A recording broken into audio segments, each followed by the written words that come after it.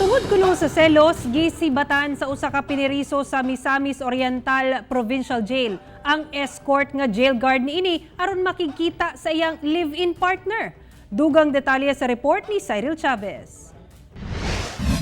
Dismayado karon si Jail Warden Dominador Tagarda ngadto kang Provincial Jail Officer 3 Maximono Mercado kinsa Chief Escort Sub sa MOPJ human nga nasibatan kini ni Philip Ricososa nga dunay kasong illegal drugs. Giatod kuno ni Jail Officer Mercado ang inmate nga si Ricososa sa City Parole and Probation Office. Apan miadto hinuon diay sila sa balay sa PDL sa Kalaanan ug didto kini nakasibat. Wala dayon gireport ni Mercado ang insidente sa iyang pagbalik sa Provincial Jail. Mara sa itong pakisusi, ang iyang tubawag nga gimingaw sa iyang pamilya. O gimingaw sa iyang pamilya. Gani sa paglakaw nila gikan sa pagpaniudto, pag-adto sa iyang paryente, nakaana pa siya sa kugon.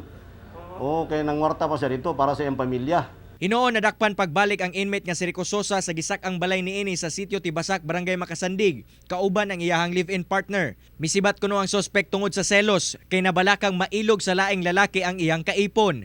Gibutang sa isolation cell si Ricososa ug posible sa mapasakahan og evasion of sentence.